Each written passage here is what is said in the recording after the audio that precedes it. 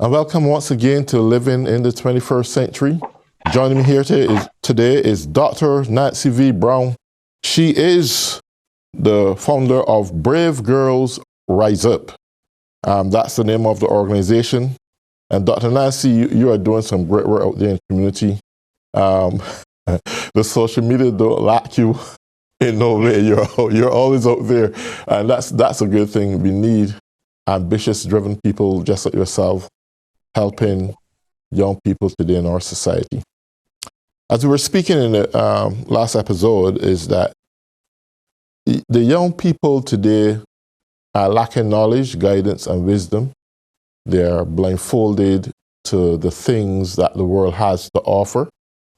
And I always preach this in my services. When we came into this world, we were born naked. Most of the times with those babies, their hands are full and they're grabbing on to nothing. And the only difference, I will tell you this, life and death has a lot in common. The only difference when you die, that you go back out this world with clothes on, is because it's a matter of decency from the undertaker.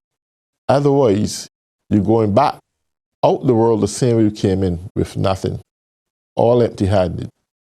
And I think that's the major consciousness that has to be established in the world today. Young people has to know, and people as a whole has to know, that all we try to covet, and it's a biblical principle, thou shalt not covet thy neighbor's wife, nor his ass, or anything that is not rightfully his. Covetousness is a sin. And when you try to grab all the things of the world, you will sell your soul. And Christ said, what does it profit a man to gain the whole world and lose his own soul? And that's what we want to get at. We know that the world is full of carnal nature. Young people out there are doing as they please, as they want. Ancestral habits, behavior are going on in homes and in community at large, and sex clubs and you name it. But it seems that the pile of this danger is targeted towards women. We see it from the highest order in the land here recently with Roe versus Wade. And not only here in the United States of America, in some Arabian countries, women are still pinned down with this egotistic behavior from men that they think they govern and decide what a woman should and shouldn't do. That part I want you to speak on, that women can evolve from within the bondage. They can break through the bondage and start thinking freely. We are not a sex slave. We are not just a female body to serve men. But our pride, our dignity lies within our intellects. We should be respected for our decisions, just like a man do. Those are the things I will let you to speak on right now. Okay, so, us, the fact that we're women, we are more vulnerable to a lot of more attacks, different things, we have to realize that women multiply. That makes us very, very valuable. Mm-hmm. That makes us very, very valuable, okay? Like even when you look at the puppies and you're buying the puppy, sometimes the girls are more expensive. Why? Because she has the ability and the capability to multiply. And again, our worth increases because we're able to multiply. And I'm not saying that men don't, multiply. They're strong. They have a different strength than us women. So their value is different. But we're talking as relating to women. That's the topic we're on right now. We're more valuable, and more value brings us more vulnerability. It makes us more vulnerable. Okay, to people wanting to trick, to receive, to trick, to gain. All of that. So, women, we need more support. We need more respect.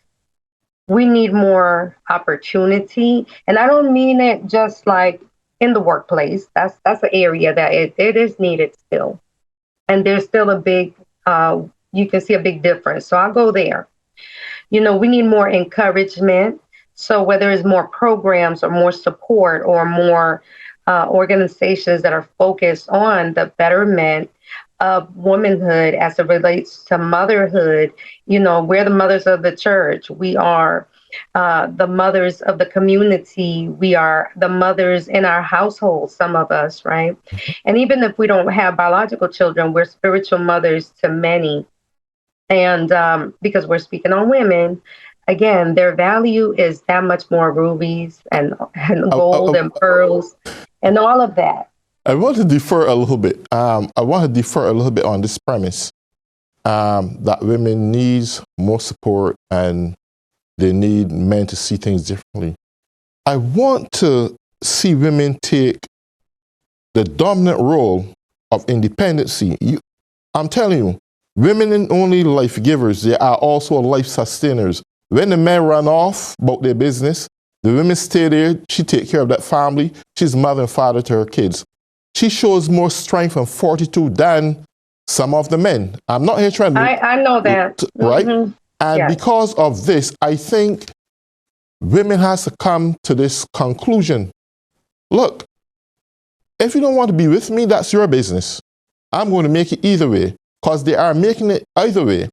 And with that spirit and mentality, and it's happening now, it's really happening. I see women over the past 2 decades stood up and take more dominant positions in life and in the workplace than ever before. Right. And it's because, look carefully, in most colleges, women studying their brains off. When you look at it from the standpoint of men, most men now ends up in prison, they run to the drug gang, they're gun buying, they're doing this. I think women has the fortitude to do whatever they want. Get in positions where you make rules and you make the Constitution, because we got a bunch of hypocritical men, Pharisees and Sadducees, as far as they're concerned, put in dominant places, just bring oppression and depression upon the land. Because when you hurt a woman, you ain't just hurting a woman. You hurting the family, you hurting, as you call them, the multiplier. But I call them the life giver, the life bearer, the life sustainer.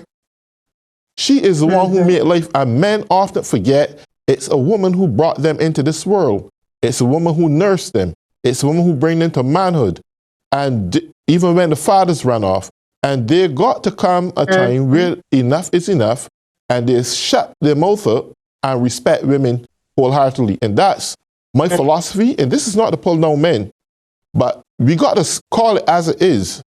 Men have to be put in their place to treat women with absolute respect, period. Right.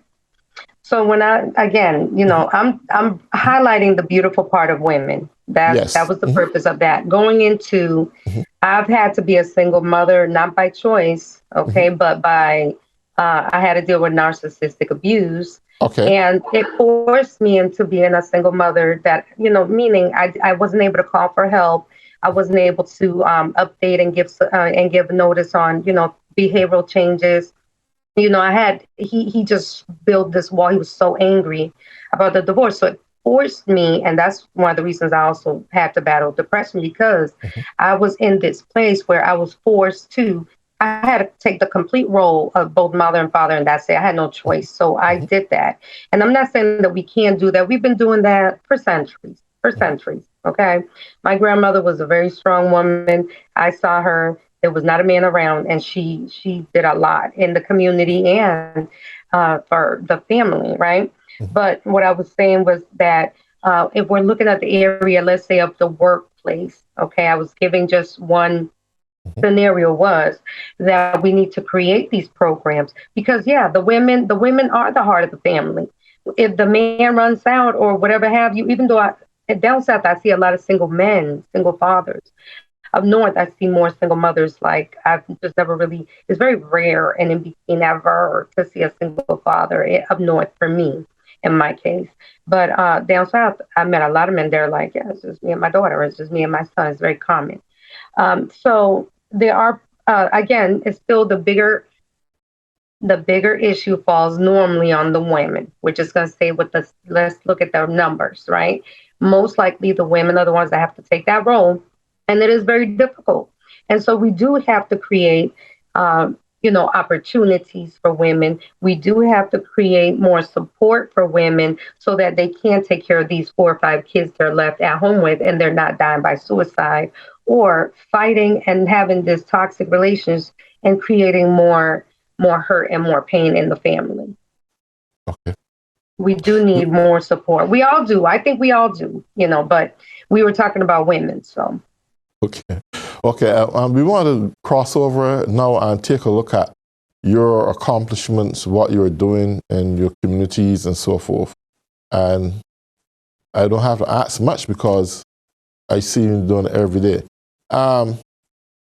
With your ambition and drive that brought you to this point in your life, how would you go about taking a young little girl, because your topic here, your organization is Brave Girls Rise Up. And I think I asked this question earlier before. What is the motivative encouragement at this juncture you would want to pass on right now to a little girl down there who want to get like Dr. Nancy or want to be somebody successful in life, which is a basic requirement. Just successful enough in life to take care of yourself, to be dependent. How would you approach that? Well, I would definitely say, it's important to invest in yourself, in yourself spiritually, invest in yourself financially, take some classes, try to build yourself back up. Brave Girls Rise Up was placed in my spirit. Like I shared earlier, I say really quickly, I saw this little girl. She died by suicide by hanging herself on a tree in front of her house because her stepfather had molested her. I saw myself in her story. Holy Spirit convicted me and asked me, how did you survive and not help somebody else survive? I wrote the words down. He told me, you have to be brave. You have to stand up. Wrote them down. And then I would walk past these words every day and God would, I just didn't feel it leap.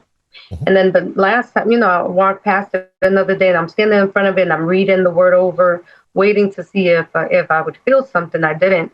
And I kept saying, brave girls, stand up.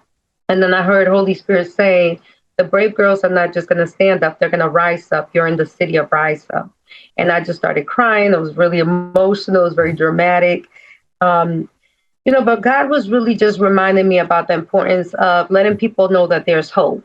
Yes. If I start to just put it together, we have to remind people that there's hope for the future, that their life has purpose. That's one of the things that I always tell the girls. I'm like, your life has purpose, I'm like, you think you went through all that for nothing, and then I start just getting them a second to think. I'm like, wait, and I think this is the importance of us giving up of ourselves and our time for our community.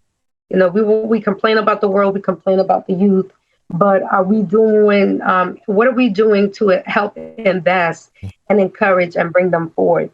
So I do want to share a quick scripture. It's Jeremiah 29:11.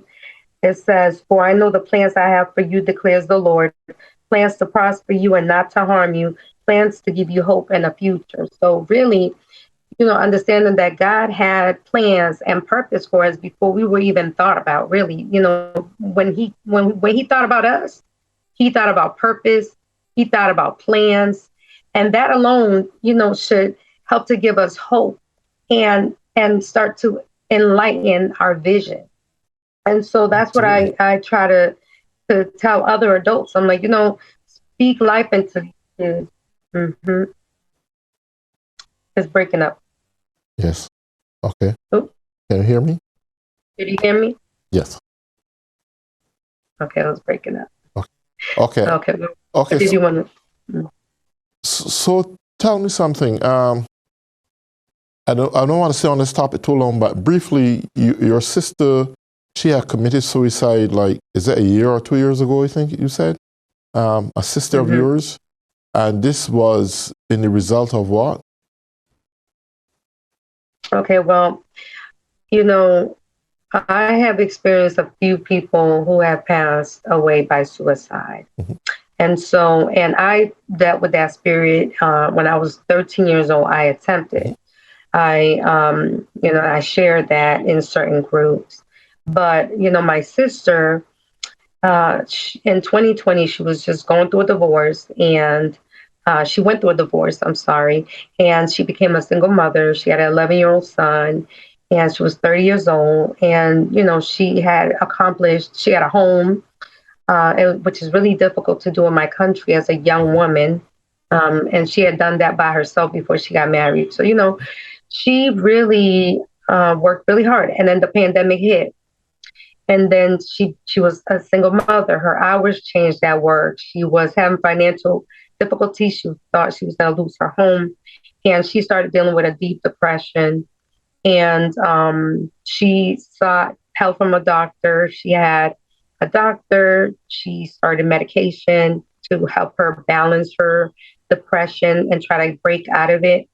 And, sometimes some of the side effects from some of the medication for certain mental Yes, illness could be suicidal thoughts. that's right. And so my sister really started to talk about suicide and making little comments, but then bringing it back to God because she was a woman of faith. And so she was fighting the spirit of suicide and Yes. she passed away by suicide. It was the 2 days after Thanksgiving, a day or 2 days. It was about a day or two, I think. No, 2 days after Thanksgiving. And, it was just, I was out of the country. I got the news. And I remember at the time just feeling like I got hit in the back of my head. Like I blacked out. Like Yes. I just couldn't believe what I was hearing. I was like, what? What? Like, what are you talking about? But getting more details and more information about it, Okay. I was able to see a lot of the things that I was dealing with. Right. And and when I was fighting with that spirit in 2017, 2018, I was like where she was in that fight of, oh my God, I'm losing everything type of fight. And on top of it, you're fighting your mental health. You're trying to be strong for your child.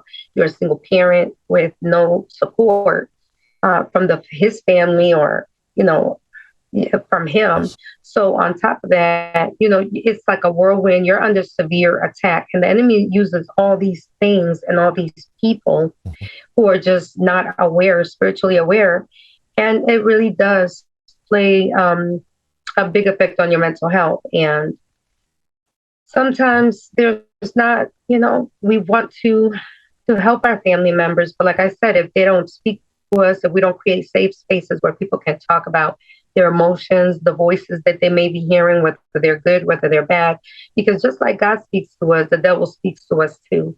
And we have to just wake up about that because a lot of times we're like, oh, you're crazy. If you no, the enemy's like perfect. Nobody's paying attention. Come here. I could take this one, and the Right. suicide rate is just going up. Yes. So I want to cross over to your successes. You also, as a beauty specialist, successful in growing hair on bald heads like mine. um, tell me, tell me a little bit about that. Yes. So I've been in the beauty industry since I was about 10 years old. Mhm. And I got into it because my mom, she went to beauty school, didn't do anything with it, but her mannequins would be in the closet and her books. And she worked nights and slept in the day. She used to be a single parent as well. And I used to go in the closet to entertain myself, read the books, and play with the mannequins. And out of that grew a love and a passion for hair. And so, as I got older, I had an issue where a stylist put lightener in my hair fell out, started falling out. And so I started putting weave in it to help camouflage the hair loss. And then people would stop me and be like, oh, wow, who did your hair? Your hair looks beautiful. I'm like, oh, thanks, I did it. And then it grew that way. But then I started I grew an interest in the area of hair loss because I wanted to know how to make my hair grow, how to get it healthy. And so I started sampling products and mixing products and oils, which I still do. I have my own personal collection. I make a lot of my own products. And then I went and studied under Dr. Kingsley. This was back in probably 2013, 2014, and I'm still studying under him now. And I really was trying to understand more of the science behind the hair loss and what products really work. Testing, it takes time when you're testing. You have to watch things for months, sometimes years when you're testing. So that was just something that always interested me. And that's how that grew. And again, doing a lot of projects in film. I worked a lot with one of my best friends, close friends, Joanna Petit Frere, and her and I were both beauty professionals. She's a celebrity makeup artist and fashion photographer, beauty photographer. She does all type of photography, even family photography. But her and I, we came up and we were friends. And she was first my client, then we became friends, and then we just kept working together. And we did a lot of publication and work internationally, magazines, and a lot of different celebrity projects for movies and different things. So it's been a great experience, and I share that a lot because it's something that I enjoy. That's part of my art.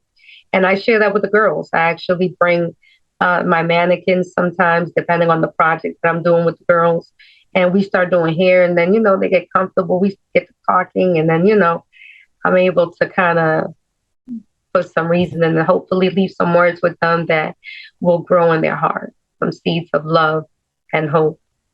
Beautiful. I love what I do. Yeah. That's beautiful. Do you have a collection of those products that for hair restoration and that kind of stuff? So I have like my personal stuff. I have sometimes like if I'm talking to someone, I'll mail them an oil or something that's based on what they need. Like they may tell me like, hey, I'm dealing with overactive sebum, or my scalp is very, very dry. I can't get it under control. Or just my scalp's not dry, but it's always itchy. Different people have different things. So you have to change the ingredients for the person. Right. So if someone needs to get under your tutelage in hair restoration and beauty, how would they go about reaching you? Yes. So they can always contact me on Instagram. I'm under Nancy V Brown, and that's Nancy and then V for Vanessa Brown. They can always hit me up there and send me a message, and we can always do a virtual consultation.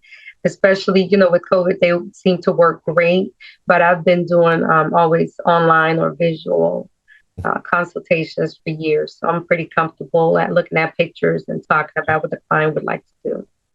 Right. And for your counseling, I know you counsel young people who are going through mental issues and so forth.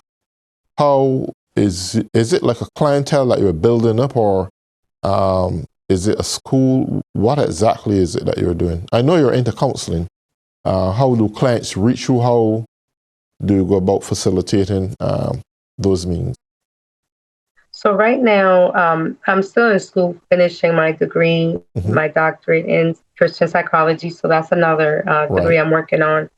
And that's more for the counseling, therapy sessions and that sort of thing. Right now, I'm doing coaching. I'm doing coaching, healing coaching, and working with different people who are recovering from sexual abuse, whether it's children or the parents. They have to help their child through that. It's very traumatic. They don't know how to deal with that. I also deal with adults who are recovering from sexual trauma or healing from divorce. That's very traumatic. Different things that they've gone through, different forms of abuse. So I do more coaching, healing coaching. And they can always contact me again on Instagram, Nancy V Brown. They can always find me on Facebook, or they can send me an email. They can Google me. If you Google Nancy V for Vanessa Brown, normally I come up, but definitely you can always reach out on Instagram. That's a great place to connect. Yes. You just recently became dean of which college again? Yes. Your the School of the Great Commission. is just growing. Hey, if God said it, I told God, I said, you know what, God? I've had good experiences in ministry. I've had difficult learning experiences in ministry. And it got to the point I told God, look, if you want me to do anything in ministry, you're going to have to do it yourself, Lord. I'm going to be a willing vessel. I'm going to be respectful, and I'm going to submit to you. but you're going to have to do it. And I'm going to tell you, I just been praying that God opens up God doors. And he's really been putting men and women of God in my path that are absolutely God sent. And he's created opportunities for many people to grow, not just myself, but definitely it's an honor to serve right now under the School of the Great Commission Bible Seminary School. Is wonderful right now, just to connect with so many people and Bishop Winford, and he's creating so many great opportunities for education. I love education. I dropped out in the 8th grade. Then I went to school, got my GED. Then I went to school, got my associates in criminal justice. I got my honorary doctorate in Christian leadership. And now I'm working on my theology and my master's in theology and my PhD in Christian psychology. So I'm a big believer in education. That's an area that I'm very, very, very big on. I tell people, take certificate programs. Just always work your brain, work your mind, and try to grow. Try to be a better version of yourself today, and not getting stuck. So I'm just honored, yeah, for all that God's doing. Like I said, and knowing that's in the area of ministry, because the more I talk to our youth, I volunteer under Sharon Lovett. She does a lot of work with the juvenile justice system. I'm actually the chairwoman of her advisory council, board council. And, these boys, they need love, they need support, and they need community just as much as the girls. And I think that if we're able to show them the love of God, and a lot of them, when I talk to them,